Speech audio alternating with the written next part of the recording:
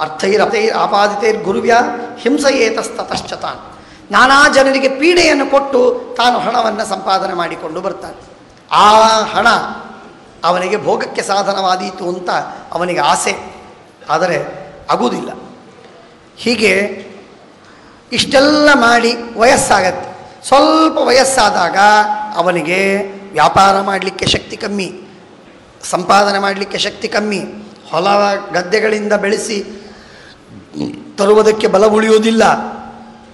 ಲೋಭವೋ ಬೆಳೀತಿರ್ತದೆ, ಇನ್ನಷ್ಟು ಆಸ್ತಿ ಹೆಚ್ಚಾಗಲಿ, ಇನ್ನಷ್ಟು ಆಸ್ತಿ ಬೆಳೆಯಲಿ ಅಂತನ್ನುವ ಆಸ್ತಿಯ ಬಗ್ಗೆ ಲೋಭ ಬೆಳೀತದೆ.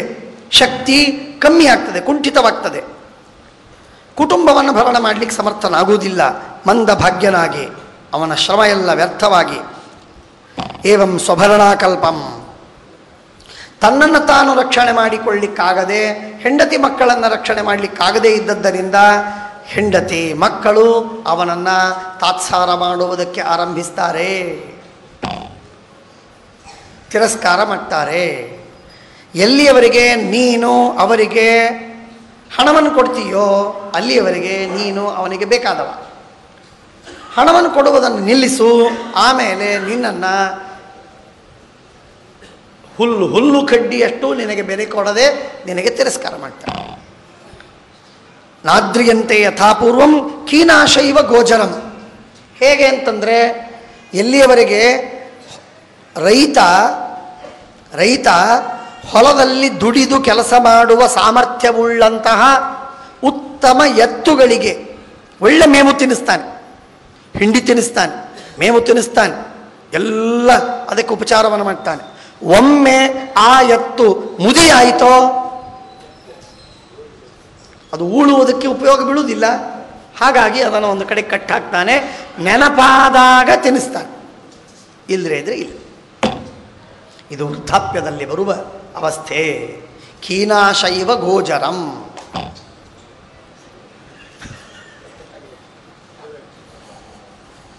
ತತ್ರಾಪಿ ಮುದುಕನಾಗಿ ಮಕ್ಕಳು ಸೊಸೆಯಂದ್ರಿಂದ ಹೆಂಡತಿಯಿಂದ ಅರ್ಧಾಂಗಿನಿಯಾದ ಹೆಂಡತಿಯಿಂದಲೂ ಬಯಸ್ಕೊಂಡು ಇನ್ನೇನು ವಿಶೇಷವಾಗಿ ಮಂಗಲಾರ್ತಿಯನ್ನು ಮಾಡಿಸಿಕೊಂಡ್ರು ಅಜಾತ ನಿರ್ವೇದ, ಅವನಿಗೆ ವೈರಾಗ್ಯ ಬರುವುದಿಲ್ಲ. ಭ್ರಿಯಮಾಣ ಸ್ವಯಂಭೃತೈ, ತಾನು ಇಷ್ಟು ದಿನ ಅವರನ್ನು ಪಾಲಿಸಿದ ಅಂತನ್ನುವ ಕಾರಣಕ್ಕೆ ಇನ್ನು ಕೊಲ್ಲಿಕ್ಕಾಗೋದಿಲ್ಲ, ಅದೊಂದು ಪೀಡ ಕೂತಿದೆಯಲ್ರಿ, ಅದಕ್ಕಾಗಿ ಅದಕ್ಕೊಂದು ಹಾಕಬೇಕು ಅಂತ ಹೇಳಿ ಆ ಮುದುಕ ತಂದೆ ತಾಯಿಗಳಿಗೋ ಅಥವಾ ಅತ್ತೆ ಮಾವನಿಗೋ ಸ್ವಲ್ಪ ಉಣ್ಣೋದಕ್ಕೆ ತಿನ್ನೋದಕ್ಕೆ ಹಾಕ್ತಾರೆ ಅಷ್ಟೇ. ಏನು ಬೆಲೆ ಇಲ್ಲ, ಯಾವ ಅದಕ್ಕೆ ಮಹತ್ವವಿಲ್ಲ. ಒಂದು ಕುಟುಂಬದಲ್ಲಿ ಒಂದು ಹೆಣ್ಣು ಮದುವೆ ಮಾಡಿಕೊಳ್ಳುವ ಸಂದರ್ಭದಲ್ಲಿ ಕನ್ಯೆ ತೋರಿಸ್ತಾ ಇದ್ದಾರೆ. 2 ಘಟನೆ ಆದದ್ದು. ಆ ಕನ್ಯೆ ಬಂದು ಹುಡುಗನಿಗೆ ಈಗಿನ ಕಾಲದಲ್ಲಿ ಮಾತಾಡುವಂತೆ ಮಾತಾಡಿದ್ದಾಳೆ. ಒಂದು 6 ತಿಂಗಳ ಹಿಂದೆ, 1 ವರ್ಷದ 6-8 ತಿಂಗಳ ಹಿಂದೆ ಮಾತಾಡಿದ್ದಾಳೆ. ಮಾತಾಡಿದಾಗ ಆ ಹುಡುಗಿ ಕೇಳಿದ್ಲಂತೆ, ನಿಮ್ಮ ಮನೆಯಲ್ಲಿ 2 ಡಸ್ಟ್ಬಿನ್ನುಗಳು ಇಲ್ಲಲ್ಲ?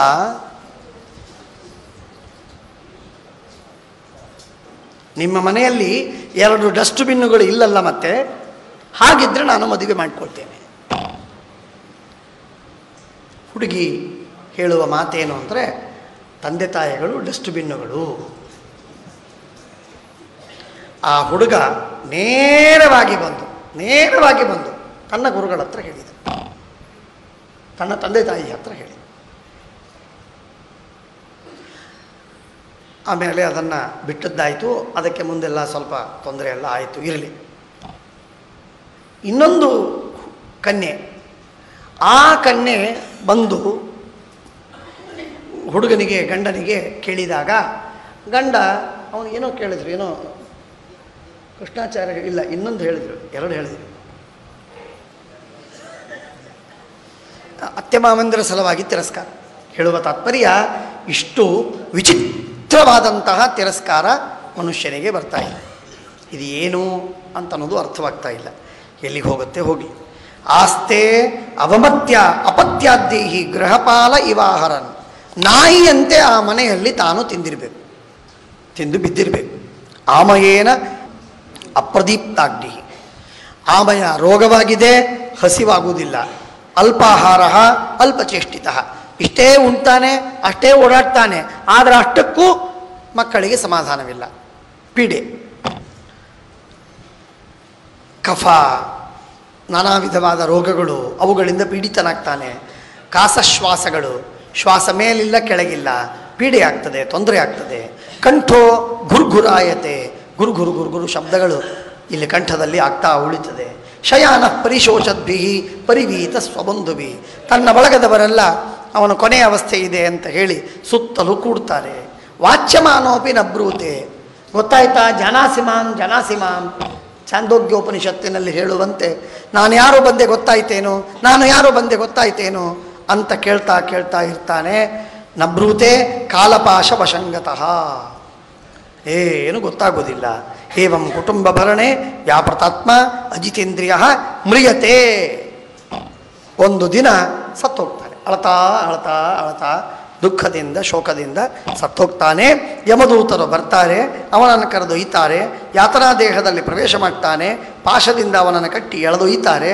ಅವನಿಗೆ ದಂಡವನ್ನು ಮಾಡ್ತಾರೆ.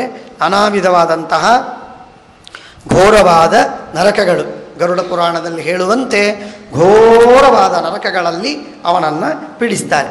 ಭಾಗವತದಲ್ಲೂ ಪಂಚಮಸ್ಕಂಧದ ಕೊನೆ ಭಾಗದಲ್ಲಿ ಆ ಮಾತನ್ನು ಹೇಳ್ತಾರೆ.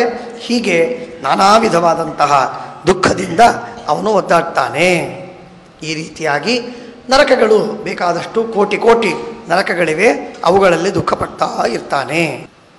ಕರ್ಮಣ ದೈವತಂತ್ರೇಣ ಚತುರ್ದೇಹೋಪಪತ್ತಯೇ ಸ್ತ್ರೀಯ ಪ್ರವಿಷ್ಟ ಉದರಂ ಪುಂಸೋರೇತ ಕಣಶ್ರಯ, ವೀರ್ಯದ ದ್ವಾರ ತಾಯಿಯ ಗರ್ಭದಲ್ಲಿ ಪ್ರವೇಶ ಮಾಡಿದ ಜೀವ ಕರ್ಮಕ್ಕನುಗುಣವಾಗಿ ಅವನವನ ಕರ್ಮ, ಅವನು ಪುಣ್ಯವನ್ನು ಮಾಡಿದರೆ ಅಂಥ ಪುಣ್ಯಕ್ಕೆ ತಕ್ಕಂಥ ಕರ್ಮವನ್ನು ದೇಹವನ್ನು ಹೊಂದುತ್ತಾನೆ. ಪಾಪವನ್ನು ಮಾಡಿದರೆ ಪಾಪಕ್ಕೆ ತಕ್ಕಂಥ ದೇಹವನ್ನು ಪಡಿತಾನೆ. ಅದರಲ್ಲಿ ಏನು ವ್ಯತ್ಯಾಸವಾಗುವುದಿಲ್ಲ. ಒಂದು ದಿನಕ್ಕೆ ಹೀಗೆ, ಎರಡನೇ ದಿವಸಕ್ಕೆ ಹೀಗೆ, 5 ದಿವಸಕ್ಕೆ ಹೀಗೆ ಅಂತ ಹೇಳಿ 1 ತಿಂಗಳು 2 ತಿಂಗಳು ಒಂದೊಂದಾಗಿ ಆ ಬೆಳೀತಾ ಬೆಳೀತಾ ಬರ್ತಾನೆ. ತಾಯಿಯ ಉದರದಲ್ಲಿರುವಾಗ ಬೆಳೆಯುವಾಗ ತಾಯಿ ತಿಂದ ನಾನಾ ಆಹಾರಗಳ ವಿಚಿತ್ರವಾದ ವಿಕಾರಗಳು ಅವನ ದೇಹದ ಮೇಲೆ ಆಗ್ತಾ ಇರ್ತದೆ. ನಾನಾ ಕ್ರಿಮಿಗಳಿಂದ ಅವನಿಗೆ ಕಡಿತಾ ಇದ್ದರೂ ಕೂಡ ಅವನು ದುಃಖವನ್ನು ಪಡ್ತಾ ಇರಬೇಕಷ್ಟೇ, ಇನ್ನೇನು ಮಾಡಲಿಕ್ಕಿಲ್ಲ. ಅಕಲ್ಪ ಸ್ವಂಗಚೇಷ್ಟಾಯಾಮ್ ಶಕುಂತ ಇವ ಪಂಜರೆ ತತ್ರ ಲಬ್ಧಸ್ಮೃತಿ ದೈವಾ, ಪುಣ್ಯವಂತನಾಗಿದ್ದರೆ, ಬಹಳ ದೊಡ್ಡ ಪುಣ್ಯವಂತನಾಗಿದ್ದರೆ ಆಗ 100 ಜನ್ಮಗಳಲ್ಲಿ ನಡೆದ ಎಲ್ಲ ಘಟನೆಗಳ ನೆನಪಾಗ್ತದೆ ಅವನಿಗೆ. ಲಬ್ಧಸ್ಮೃತಿ, ಸ್ಮರಣೆ ಬರ್ತದೆ. ಇಂಥ ಪಾಪ ಮಾಡಿದೆ, ಇಂಥ ತಪ್ಪು ಮಾಡಿದೆ ಎಂಬುದಾಗಿ ಎಲ್ಲ ಸ್ಮರಣೆ ಬರ್ತದೆ. ದೇವರಿಗೆ ಬೇಡಿಕೊಳ್ತಾನೆ. ನಾಥಮಾನೋ ಋಷಿರ್ಭೀತಃ ಸಪ್ತಭದ್ರಕೃತಾಂಜಲಿ, ಕೈ ಮುಗಿದು ಬೇಡಿಕೊಳ್ತಾನೆ. ತಸ್ಯೋಪಸನ್ನಮವಿತುರ್ಜಗದಿಚ್ಛಯಾತ್ಮ ಲೀಲಾತನೋರ್ಭುವಿ ಲಸಚ್ಚರಣಾರವಿಂದಂ ಸೋಹಂ ವ್ರಜಾಮಿ ಶರಣಂ ನಕತೋ ಭಯಂ ಮೇ ಏನೇದೃಶಿ ಗತಿರದರ್ಶಿ ಅಸತೋ ಅನುರೂಪ. ಪರಮಾತ್ಮ ಭಗವಂತ ನನಗೆ ಈ ವಿಧವಾದಂತಹ ಏನು ಅವಸ್ಥೆಯನ್ನು ತೋರಿಸಿದ್ದೀ ನೀನು, ನಿನ್ನ ಪಾದಾರವಿಂದಗಳಿಗೆ ನಾನು ಶರಣು ಬಂದಿದ್ದೇನೆ ಅಂತ ಹೇಳಿ ಭಾಳಷ್ಟು ಸ್ತೋತ್ರವಿದೆ. ಅದ್ಭುತವಾದದ್ದು. ಯನ್ಮಾಯಯೋರು ಗುಣಕರ್ಮ ನಿಬಂಧನೆಸ್ಮಿನ್ ಸಾಂಸಾರಿಕೆ ಪತಿ ಚರಂಸ್ತದತಿಶ್ರಮೇಣ ನಷ್ಟಸ್ಪತಿ ಪುನರಯಂ ಪ್ರವಣೀತ ಲೋಕಃ ಯುಕ್ತ್ಯಾ ಕಯ ಮಹದನುಗ್ರಹಮಂತರೇಣ. ಅಲ್ಲೆಲ್ಲ ಬೇಡಿಕೊಳ್ತಾನೆ. ತಪ್ಪಾಯಿತು, ಅಪರಾಧ ಮಾಡುವುದಿಲ್ಲ, ಉತ್ತಮವಾಗಿ ನಾನು ಇರ್ತೇನೆ, ಕ್ಷಮ ಮಾಡು, ಪುಣ್ಯವನ್ನೇ ಮಾಡ್ತೇನೆ, ನಿನ್ನ ಸೇವೆಯನ್ನೇ ಮಾಡ್ತೇನೆ. ಎಷ್ಟು ಬೇಡಿಕೊಂಡರೂ ಕೂಡ ಏನು ಉಪಯೋಗ ಬೀಳುವುದಿಲ್ಲ. ಯಾಕೆ ಅಂದರೆ ಯಾವ ಕ್ಷಣದಲ್ಲಿ ಆ ಜೀವ ಪ್ರಸೂತಿಯಾಗಿ ಹೊರಗೆ ಬರ್ತಾನೋ ಆ ಕ್ಷಣದಲ್ಲಿ ಎಲ್ಲ ಮತ್ತೆ ಮರೆತು ಹೋಗ್ತದೆ. ಯಥಾ ಪ್ರಕಾರ ಪಾಪದಲ್ಲೇ ಆಸಕ್ತಿ. ಆ ಗರ್ಭದಿಂದ ಹೊರಬರುವ ಜೀವನಿಗೂ ಪುರಾಣ ಕೇಳಿ ಹೊರಗೆ ಹೋಗುವ ನಮಗೂ ಏನೂ ವ್ಯತ್ಯಾಸ ಇರುವುದಿಲ್ಲ. ಯನ್ಮಾಯಯೋರು ಗುಣಕರ್ಮ ನಿಬಂಧನೆಸ್ಮಿನ್ ಸಾಂಸಾರಿಕೆ ಪಥಿ ಚರನ್ ತದತಿಶ್ರಮೇಣ ನಷ್ಟ ಸ್ಮೃತಿ, ಪೂರ್ಣ ಮರ್ಥ ಹೋಗ್ತದೆ. ನಷ್ಟ ಸ್ಮೃತಿ ಪುನರಯಂ ಪ್ರವೃಣೀತ ಲೋಕ. ಹೀಗಾಗಿ ದೇವರ ಸ್ಮರಣೆ ಅವನಿಗೆ ಬರಲಿಕ್ಕೆ ಎಲ್ಲ ಅವಕಾಶವಿದೆ. ಎಲ್ಲೂ ಅವಕಾಶವಿದೆ. ಒಂದೇ ಒಂದು ಅವಕಾಶ ಸಿಗಬೇಕಾದ್ರೆ ಯುಕ್ತ್ಯ ಕಯ ಮಹದನುಗ್ರಹ ಮಂತರೇಣ, ಮಹಾತ್ಮರ ಅನುಗ್ರಹವಾಗಬೇಕು.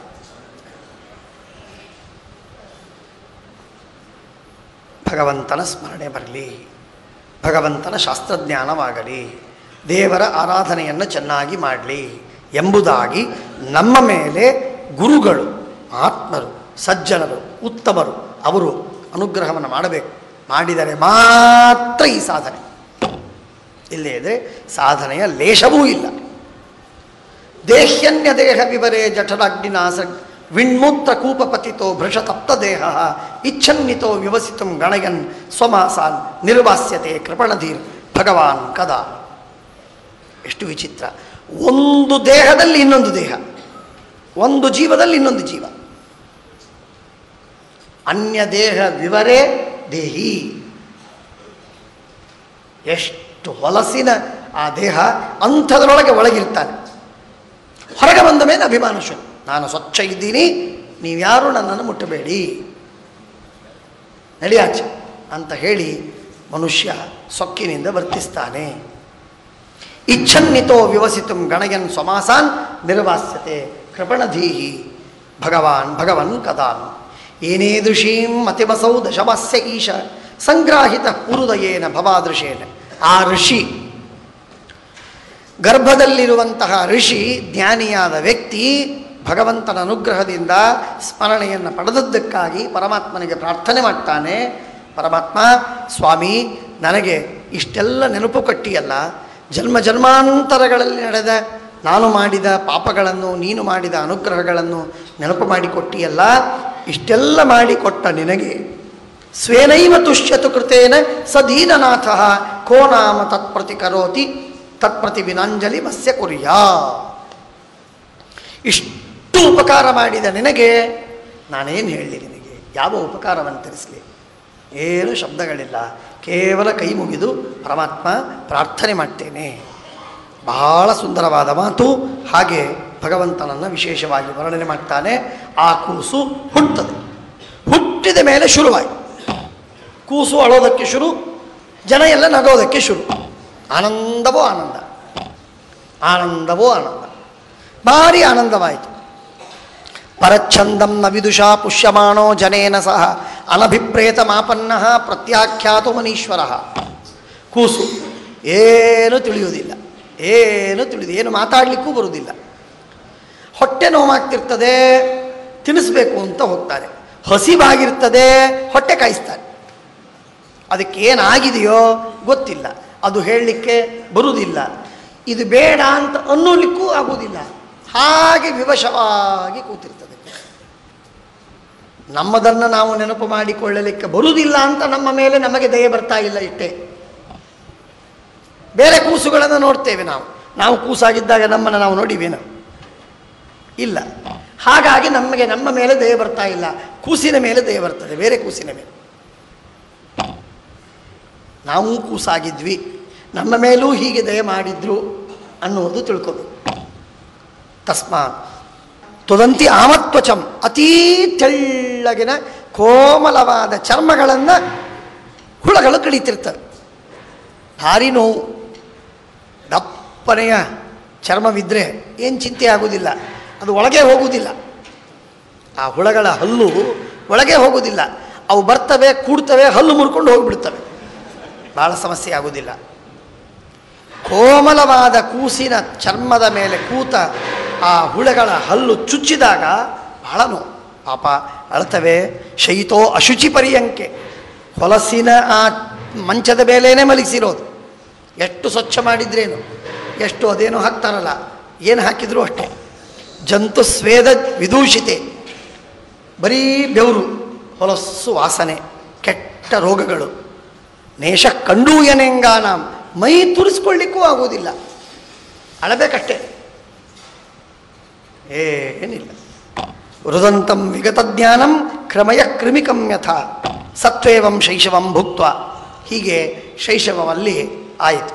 ಆ ಶಿಶುತ್ವಾವಸ್ಥೆಯಲ್ಲಿ ಆ ಕೂಸನ್ನು ತಾಯಿ, ಬಳಗದವರು, ಅಜ್ಜಿ, ಮತ್ತೊಬ್ಬರು ಮುಗಿದೊಬ್ಬರು ಎಬ್ಬಿಸ್ತಾರೆ, ಏಳಿಸ್ತಾರೆ, ಆಡಿಸ್ತಾರೆ ಎಲ್ಲ ಆಯಿತು. ಆಡಿಸಿ ಅತ್ಯಂತ ಪ್ರೀತಿಯಿಂದ ಸಲುಗೆಯಿಂದ ಬೆಳೆಸಿದ ಆ ಕೂಸು ಪೌಗಂಡಾವಸ್ಥೆಗೆ ಬಂತೋ, ಏನೋ ತಪ್ಪು ಮಾಡ್ತವೆ, ಬೀಳಿಸ್ತವೆ, ಏಳಿಸ್ತೇವೆ, ಹೊಡಿತವೆ, ಹಾಳು ಮಾಡ್ತವೆ. ಆಗ ಬಯಸ್ಕೊಳ್ಳಿಕ್ಕೆ ಬಯಸ್ಕೊಳ್ತೇವೆ. ಅವಸ್ಥೆ ನೋಡಿ ಹೇಗಿದೆ, ವಿಚಿತ್ರವಾಗಿದೆ. ಹಾಗಾಗಿ ಸತ್ವೇವಂ ಶೈಶವಂ ಭುಕ್ತ ದುಃಖಂ ಪೌಗಂಡಮೇವ ಚ ಅಲಬ್ಧಾಪ್ಸಿ ಅಭೀಪ್ಸಿತ. ಏನೇನೋ ಇಚ್ಛೆಗಳು ಬರ್ತವೆ, ತಿಳುವಳಿಕೆ ಇಲ್ಲದೆ ಇದ್ದದ್ದಕ್ಕೆ ಏನೋ ಇಚ್ಛೆಗಳು ಬರ್ತವೆ. ಆ ಇಚ್ಛೆಗಳನ್ನು ಯಾರೂ ಪೂರ್ಣ ಮಾಡಲಿಕ್ಕೆ ಸಾಧ್ಯವಿಲ್ಲ. ಅಂಥದ್ದನ್ನು ನೋಡಿ ತಾನು ತನ್ನ ಇಚ್ಛೆಗಳು ಯಾವುದು ಪೂರ್ಣವಾಗಲಿಲ್ಲ ಅಂತ ಮತ್ತೆ ಅಳೋದು, ದುಃಖ, ಏನೂ ಲಾಭವಿಲ್ಲ. ಅಲಬ್ಧಾಭೀಪ್ಸಿತೋ ಅಜ್ಞಾನಾತ್ ಇದ್ಧಮನ್ಯು, ಸಿಟ್ಟು ಬರ್ತದೆ, ಶುಚಾರ್ಪಿತ, ಶೋಕ ಬರ್ತದೆ. ಸಹದೇಹೇನ ಮಾನೇನ ವರ್ಧಮಾನೇನ ಮನ್ಯುನ ಕರೋತಿ ವಿಗ್ರಹಂ ಕಾಮೀಶ್ವಂತಾಯ ಚಾತ್ಮನಃ. ಹೀಗೆ ನಾನಾ ವಿಧವಾದಂತಹ ದೊಡ್ಡವನಾಗ್ತಾನೆ. ದೊಡ್ಡವನಾದಾಗ ಅಸಜ್ಜನರ ಸಹವಾಸ ಸಿಕ್ಕಿತೋ ಮುಗಿದೋಯ್ತು, ಬರೀ ಪಾಪಗಳೇ. ಬೆಳಗಿನಿಂದ ಸಾಯಂಕಾಲದವರೆಗೆ ಪಾಪವನ್ನು ಮಾಡಿ ಕೆಟ್ಟ ಕರ್ಮಗಳಲ್ಲಿ ತೊಡಗ್ತಾನೆ. ಸಂಗಂ ನ ಕುರ್ಯಾತ್ ಶೋಚೇಶು ಯೋಷಿತ್ ಕ್ರೀಡಾಮೃಗೇಶು ಚ.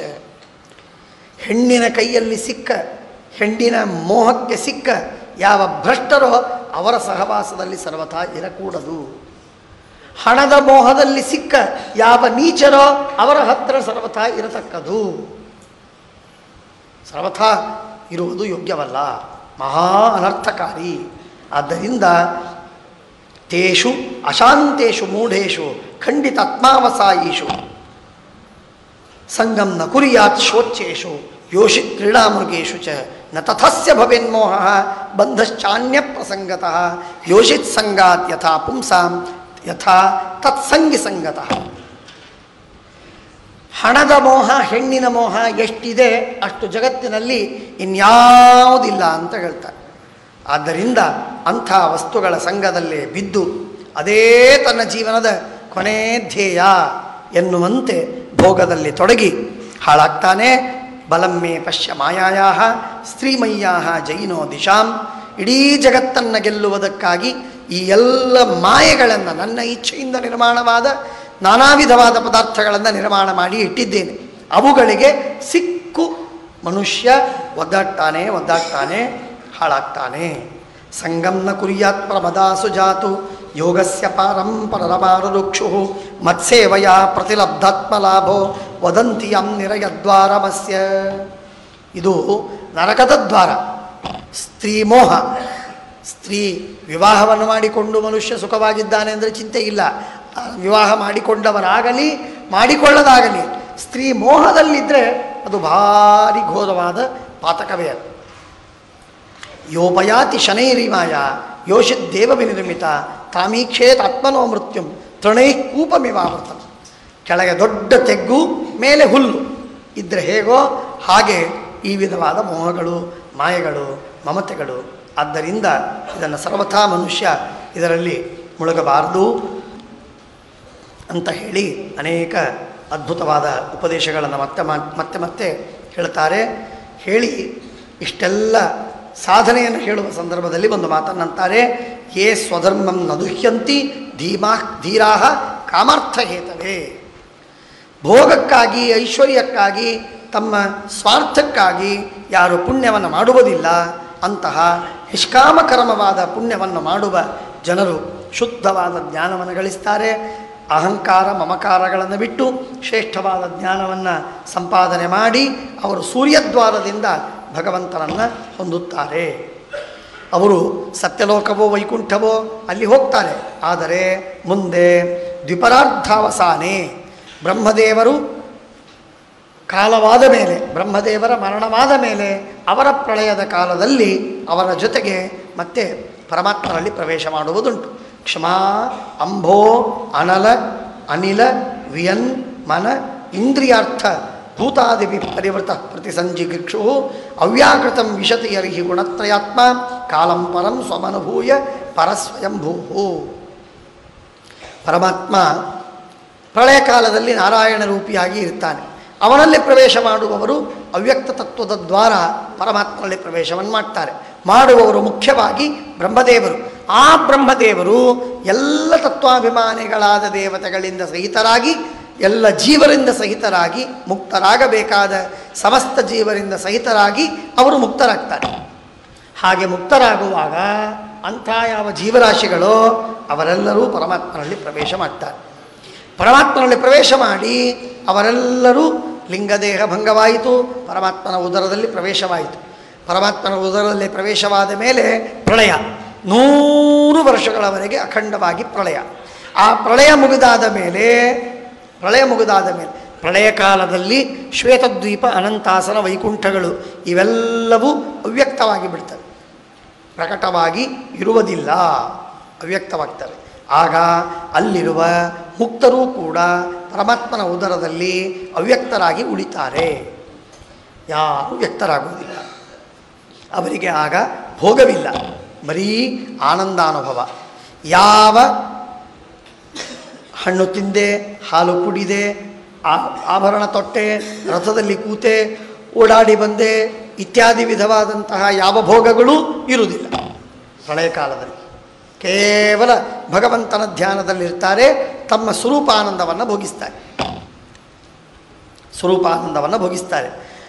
ಪ್ರಳಯ ಕಾಲ ಮುಗಿದು ಯಾವಾಗ ಸೃಷ್ಟಿ ಆರಂಭವಾಗ್ತದೋ ಆಗ ಪುನಃ ಭಗವಂತ ಆ ಶ್ವೇತದ್ವೀಪ, ಅನಂತಾಸನ, ವೈಕುಂಠವೆಂಬ 3 ಲೋಕಗಳನ್ನು ಸೃಷ್ಟಿ ಮಾಡ್ತಾನೆ. ಅವು ಪ್ರಕಟವಾದ ಮೇಲೆ ತನ್ನ ಹೊಟ್ಟೆಯಲ್ಲಿ ಇರುವಂತಹ ಮುಕ್ತರನ್ನು ಭಗವಂತ ಹೊರಗೆ ಹಾಕ್ತಾನೆ. ಆ ಲೋಕಗಳಿಗೆ ಹೋಗಿ ಅವರು ಆನಂದವನ್ನು ಅನುಭವಿಸ್ತಾರೆ. ವೈಕುಂಠದಲ್ಲಿದ್ದರೂ ಪ್ರಳಯದಲ್ಲಿ ವೈಕುಂಠವು ಲೀನವಾಯಿತು, ಕಣ್ಣಿಗೆ ಕಾಣದಂತೆ ಆಯಿತು. ಮುಕ್ತರೆಲ್ಲರೂ ಪರಮಾತ್ಮನ ಉದರದಲ್ಲಿ ಪ್ರವೇಶ ಮಾಡಿದರು. ಯಾವಾಗ ಸೃಷ್ಟಿಯಾಗ್ತದೋ ಆಗ ವೈಕುಂಠ ಹೊರಗೆ ಬಂತು, ಮುಕ್ತರು ಪರಮಾತ್ಮನ ಉದರದಿಂದ ಹೊರಗೆ ಬಂದರು. ಆ ಲೋಕದಲ್ಲಿ ಇದ್ದು ವಿರಾಮ ಆನಂದವನ್ನು ಪಡ್ತಾರೆ. ಹೀಗೆ ಭೋಗವನ್ನು ಮಾಡುವುದು ಅನ್ನುವುದೇನಿದೆ, ಇದು ಕೇವಲ ಸ್ಥಿತಿಕಾಲದಲ್ಲಿ ಮಾತ್ರ, ಸೃಷ್ಟಿ ಸ್ಥಿತಿಕಾಲದಲ್ಲಿ ಮಾತ್ರ.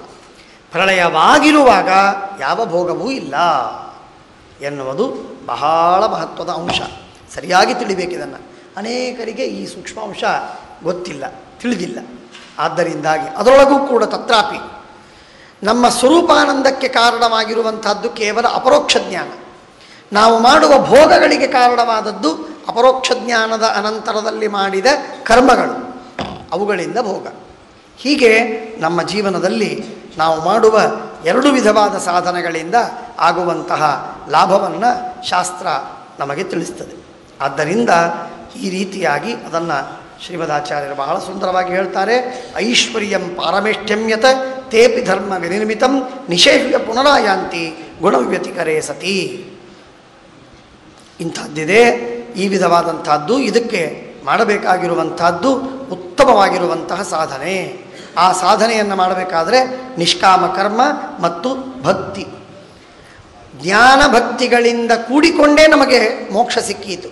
ಬರೀ ಜ್ಞಾನದಿಂದಲ್ಲ, ಬರೀ ಭಕ್ತಿಯಿಂದಲ್ಲ. ಯಾರಿಗೆ ಬರೀ ಭಕ್ತಿ ಇದೆ ಅವರಿಗೆ ಮೋಕ್ಷವಿಲ್ಲ, ಬರೀ ಜ್ಞಾನವಿದೆ ಅವರಿಗೆ ಮೋಕ್ಷವಿಲ್ಲ. ಜ್ಞಾನ ಭಕ್ತಿಗಳೆರಡೂ ಕೂಡಿ ಮೋಕ್ಷಕ್ಕೆ ಸಾಧನವಾದ ಭಗವಂತನ ತತ್ವವನ್ನು ಪೂರ್ಣವಾಗಿ ತಿಳಿಬೇಕು. ತಿಳಿದಿದ್ದಕ್ಕೆ ತಕ್ಕಂತೆ ಭಕ್ತಿಯನ್ನು ಮಾಡಬೇಕು ಪರಮಾತ್ಮನಲ್ಲಿ. ಅಂಥವನಿಗೆ ಮಾತ್ರ ಮೋಕ್ಷವಾಗ್ತದೆ ಎಂಬುದಾಗಿ ಕಪಿಲರ ರೂಪಿಯಾದ ಪರಮಾತ್ಮ ಉಪದೇಶವನ್ನು ಮಾಡಿ ಮುಗಿಸ್ತಾ ಇದ್ದಾನೆ. ಆಗ ದೇವಹೂತಿ ಹೇಳ್ತಾಳೆ, ಅಥಪ್ಯಯಾಂತೆ ಸಲಿಲೇ ಶಯಾನಂ. ಪರಮಾತ್ಮ ಪ್ರಳಯ ಕಾಲದಲ್ಲಿ ವಟಪತ್ರಶಾಹಿಯಾಗಿ 14 ಲೋಕಗಳನ್ನು ನಿನ್ನ ಉದರದಲ್ಲಿ ಇಟ್ಟುಕೊಳ್ತೀಯಲ್ಲ, ಅಂಥ ಸರ್ವಸ್ವಾಮಿಯಾದ ಪರಮಾತ್ಮ ನೀನೇ ಈಗ ನನ್ನ ಉದರದಲ್ಲಿ ಬಂದಿ ಅಂತನ್ನುವುದು ನನಗೆ ತುಂಬ ಆಶ್ಚರ್ಯ. ಇಡೀ ಬ್ರಹ್ಮಾಂಡವನ್ನು ಹೊಟ್ಟೆಯಲ್ಲಿ ಹೊತ್ತ ನೀನು ನನ್ನ ಹೊಟ್ಟೆಯಲ್ಲಿ ಬಂದಿ ಹೇಗೆ? ಇದು ನಿನ್ನ ಅಚಿಂತ್ಯದ್ಭುತ ಸಾಮರ್ಥ್ಯ ಎಂಬುದಾಗಿ ಹೇಳಿ ಆ ಭಗವಂತನನ್ನು ಕೊಂಡಾಡ್ತಾರೆ. ಯನ್ನಾಮಧೇಯ ಶ್ರವಣಾನುಕೀರ್ತನಾತ್ ಯತ್ ಪ್ರಹ್ವಣಾತ್ ಯತ್ ಸ್ಮರಣಾದಪಿ ಕ್ವಚಿತ ಶ್ವಾದೋಪಿ ಸದ್ಯ ಸವನಾಯ ಕಲ್ಪತೆ ಕುತಃ ಪುನಸ್ತೆ ಭಗವನ್ನು ದರ್ಶನಾತ್. ಯಾವ ಭಗವಂತನ ಭಕ್ತಿಯನ್ನು ಮಾಡುವಂತಹ ಶ್ವಪಚ ಅವನೂ ಉತ್ತಮ. ಅಂಥ ಭಗವಂತನ ಭಕ್ತಿ ಅಷ್ಟು ಶ್ರೇಷ್ಠವಾದಂತಹ ಸಾಧನವದು. ಪರಮಾತ್ಮನ ನಾಮಸ್ಮರಣ ಯಾವನ ಬಾಯಿಯಲ್ಲಿದೆಯೋ ಅಂಥ ಶ್ವಪಚನೂ ಉತ್ತಮ. ಆದ್ದರಿಂದ ಆ ಭಗವಂತನ ಭಕ್ತಿ ಸರ್ವರಿಗೂ ತಾರಕವಾದದ್ದು. ಆ ಭಗವಂತನಲ್ಲಿ ನಮ್ಮ ಮನಸ್ಸು ಸ್ಥಿರವಾಗಿ ಇದ್ದರೆ ನಮ್ಮ ಎಲ್ಲ ವಿಧವಾದ ಕರ್ಮಗಳು ಲೋಪವಾಗ್ತವೆ, ನಾಶವಾಗ್ತವೆ. ಶುದ್ಧವಾಗಿ ನಾವು ಜ್ಞಾನವನ್ನು ಗಳಿಸಿ ಉದ್ಧಾರವನ್ನು ಹೊಂದಬಹುದು ಅಂತ ಹೇಳಿ ಕಪಿಲರೂಪಿಯಾದ ಪರಮಾತ್ಮ ಕಪಿಲೋಪಿ ಮಹಾಯೋಗಿ ಭಗವಾನ್ ಪಿತುರಾಶ್ರಮಾತ್ ಮಾತರಂ ಸಮನುಜ್ಞಾಯ ಪ್ರಾಗುದೀಚೀಂ ದಿಶಂವ್ಯಯೌ. ಪ್ರಾಗುದ ನಾರ್ತ್ ಈಸ್ಟಿಗೆ ಹೋದ, ಅಸ್ಸಾಂ ಕಡೆಗೆ ಪರಮಾತ್ಮ ಕಪಿಲರೂಪಿಯಾದ ಪರಮಾತ್ಮ ಹೋಗ್ತಾನೆ. ಐಶಾನೀಂ ದಿಶಂ, ಆ ದಿಕ್ಕಿಗೆ ಹೋದ. ಸ್ತೂಯಮಾನ ಸಮುದ್ರೇಣ ದತ್ತಾರ್ಹಣ ನಿಕೇತನಃ, ಅಲ್ಲಿ ಪರಮಾತ್ಮನಿಗೆ ಸತ್ಕಾರವಾಗ್ತದೆ, ಸ್ವಾಗತವಾಗಿ ಭಗವಂತ ಅಲ್ಲಿರ್ತಾನೆ. ಇವಳು ತನ್ನ ಸಾಧನೆಯನ್ನು ಮಾಡುವುದಕ್ಕಾಗಿ ನಿರಂತರವಾಗಿ ಸಾಧನೆಯನ್ನು ಮಾಡಿ ತನ್ನ ಉತ್ತಮವಾದಂತಹ ನದಿಯಾಗಿ ಹರಿದು ಬಿಡ್ತಾಳೆ, ದೇಹವನ್ನು ತ್ಯಾಗ ಮಾಡಿ. ಯೋಗ ಸಾಮರ್ಥ್ಯ ಎಷ್ಟಿದೆ ನೋಡಿ. ದೇವರ ತಾಯಿಯಾದಂತಹ ಇವಳಿಗೆ ಯೋಗ ಸಾಮರ್ಥ್ಯ ಎಷ್ಟು ಅದ್ಭುತ. ಯೋಗದ ಸಾಧನೆಯನ್ನು ಮಾಡಿ ಮಾಡಿ ಮಾಡಿ ಮಾಡಿ ಕೊನೆಗೆ ನದಿಯಾಗಿ ಹರಿದು ಬಿಡ್ತಾಳೆ ದೇವಹೂತಿ. ಅಂಥ ಉತ್ತಮವಾದಂತಹ ರೀತಿಯಲ್ಲಿ ಅವಳು ತನ್ನ ಸಾಧನೆಯನ್ನು ಮಾಡಿಕೊಂಡು ಕಪಿಲರೂಪಿಯಾದ ಪರಮಾತ್ಮ ತನ್ನ ತಾಯಿಗೆ ಉಪದೇಶ ಮಾಡಿದ ಈ ತತ್ವವನ್ನು ಚೆನ್ನಾಗಿ ತಿಳಿದು ಯೈದಮನುಶೃಣೋತಿ ಯೋಭಿಧತ್ತೆ ಕಪಿಲ ಮುನಿರ್ ಮತಮಾತ್ಮಗುಹ್ಯ ಯೋಗ ಗುಹ್ಯಂ ಭಗವತಿ ಕೃತಧೀಸ್ವಪರ್ಣಕೇತೌ ಉಪಲಭತೆ ಭಗವತ್ಪದಾರವಿಂದಂ. ಇದನ್ನು ಹೇಳಿ ಕೇಳಿ ಯಾರು ಚಿಂತನವನ್ನು ಮಾಡ್ತಾರೋ ಅವರಿಗೆ ಭಗವಂತನಲ್ಲಿ ವಿಶಿಷ್ಟವಾದಂತಹ ಭಕ್ತಿ ಉತ್ಪನ್ನವಾಗ್ತದೆ ಅನ್ನುವುದು ಫಲ ಎಂಬುದಾಗಿ ಹೇಳ್ತಾ 3ನೇ ಸ್ಕಂಧವನ್ನು